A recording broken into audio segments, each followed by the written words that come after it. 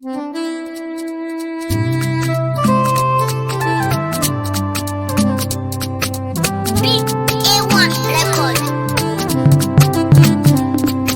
sami gimbiyar mata mai warkar da zuciya, samin ki a cikin 'yan mata ni ban ga tamkar ki ba. Gimbiya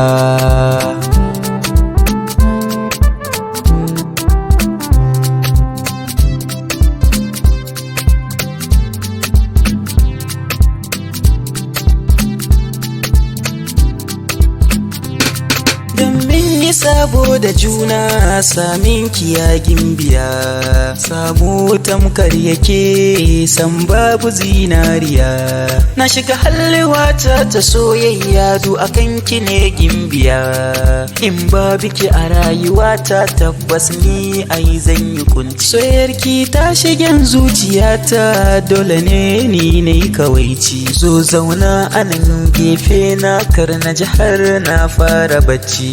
Sanki ne linzamin sarrafa dukkanin tunanina, ke ce wacce ni nake kauna, ke ce dukkanin mafarkina.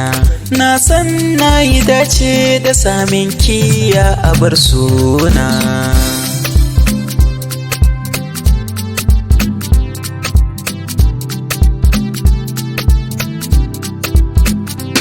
A duba cikin idaninki na hango yau akwai ƙauna. Na san ki fiye da yadda na ke san kaina mai kyan suna. Na ji har an ce wai na rasa dukkanin tunanina. Hasken farin wata duba tamkar saki ki a gurina. Ya haskan gangar jikina, ya haska mini rayuwana. Na yi shiri da niyyar turo miki dukkanin 'yan uwana. Fuskar ki ce abin duba na, safiya dare da rana. Ba zan iya misalta adadin sanki ba dan ke ce mahadina. So na gaskiya baya buya, tunda a san ki ne nitsewa.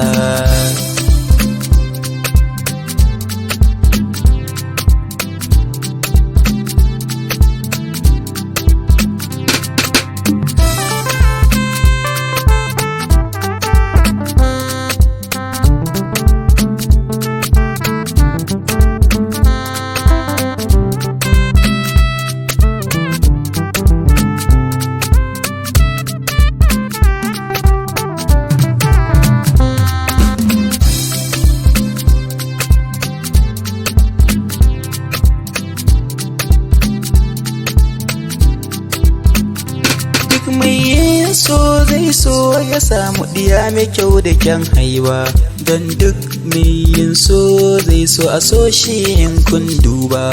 Shi so ba ko yaushe zai saukar da farin ciki ba, har yanzu ba abin da ya kai so dan ban ji an faɗa ba.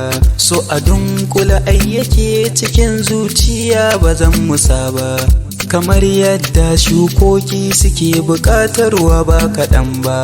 Abin da na ɗauki so shi ne sai ka yi jarabawa, sai an ji shi a zuciya kana bisa ne a yabawa. Tamkar iska yake ba a ganin sa bare ai taɓawa.